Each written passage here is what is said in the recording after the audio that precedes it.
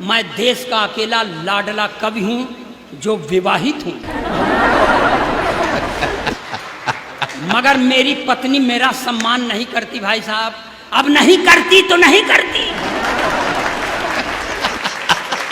एक अदद बाबूजी, एक अदद मेरे पास भी पत्नी है, मांग में सिंदूर नहीं लगाती। मैंने कहा देख भाग्यवान, ब्राह्मण के घर की बहू है, लगाया कर।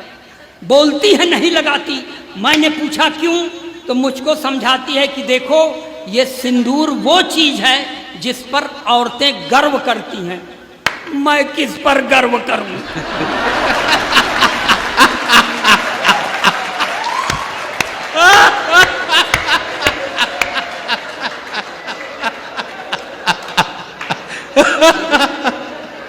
वाह भाई, अखिलेश जिंदाबाद। भाई मैंने कहा देख भाग्यवान, मैं एक अदद वो आइटम हूं जिसने तुझे एक औलाद फौलाद जैसी दी है, जो 5 फीट 8 इंच लंबा है, गोरा चिट्टा है, 58 किलो वजन का है, इंटर में पढ़ता है, बड़ा होकर मेरा नाम रोशन करेगा। मैं उस पर नाज करता हूं, इसलिए तू मुझ पर नाज कर। तो और भन आ गई भाई साहब मेरे ऊपर। कहने लगी देखो अब हमारा मुंह मत खोलवाओ, तुम्हारे ऊपर भरोसा करती तो यहू न होता।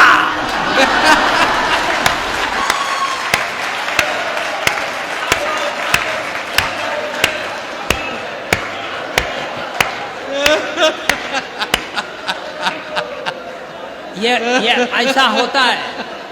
तो पढ़ने दो भाई साहब, आप लोग थोड़ा सा मन बनाइए। देखिए भाई साहब, मैं पत्नी का सताया हुआ, मैं अपने प्रधानमंत्री के नारी सशक्तिकरण के सख्त खिलाफ हूं।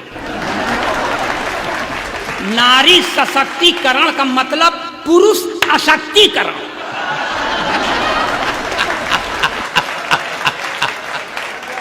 एक चीज और देखिए, मैं ओरिजिनल पोएट हूं, जो देखता हूं वो लिखता हूं। मैं कोई वीर रस का कवि तो हूं नहीं कि आजादी को पटेल और सुभाष चाहिए, कहां से लाओगे?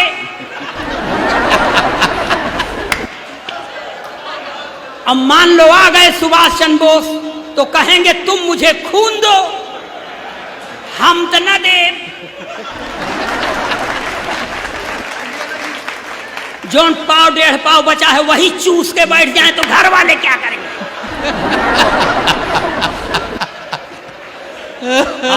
और बताऊं सर, ये श्रृंगार रस के कवियों से भगवान बचाए। अभी श्रृंगार रस का कवि आएगा, कहेगा मैं तेरी जुल्फ के साए में शाम कर लूंगा।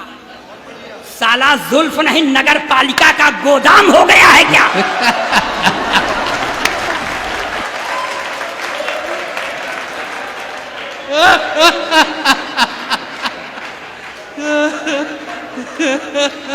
हाँ जियो भैया अखिलेश द्विवेदी।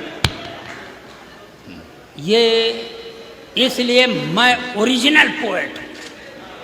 एक बार हमसे कहने लगे, वो तथाकथित वीर रस के सबसे बड़े देश के कवि हैं हरिओम पवार, सिरसा हरियाणा में, कहते हैं इस तरह की चकई करके तुम लोग हाथ से पैदा करते हो, तुम लोग गली कूचे के कवि हो, मैं राष्ट्रीय कवि हूं। हमने कहा हम भी राष्ट्र में रहते हैं, हम भी राष्ट्रीय कवि। तो कहा कि अगर तू अपने को राष्ट्रीय कवि समझता है तो मैं अंतर्राष्ट्रीय कवि हूं। मैंने कहा तू अंतर्राष्ट्रीय है, मैं ब्रह्मांडीय कवि हूं।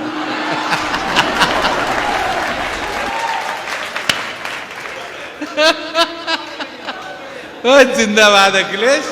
और बता दें सर, मैं आपको सर बता दूं, मैं नारी जाति का जबान से तो सम्मान करता हूं, निष्ठा नहीं रखता। 3-4 महीने पहले सर मेरे एक दोस्त का इंतकाल हो गया।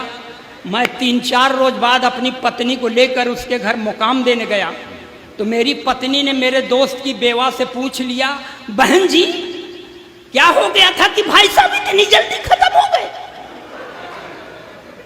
तब मेरे दोस्त की बेवा ने कहा कुछ नहीं बहन जी, सुबेरे उठे थे, एक कप चाय पिए थे, बाथरूम चले गए, जब बाथरूम से लौट के आए तो मुंह से खून फेंक कर मर गए।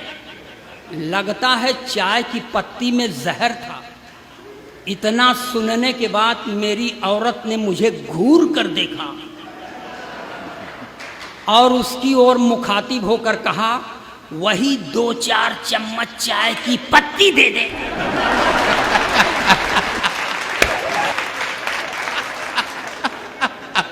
मैंने कहा भाग्यवान, ये तू चाय की पत्ती क्यों मांग रही है? उसने कहा चुप रहो, ये महिलाओं के बीच का मामला है, आज इनके ऊपर विपत्ति पड़ी है, मैं आई हूं, कल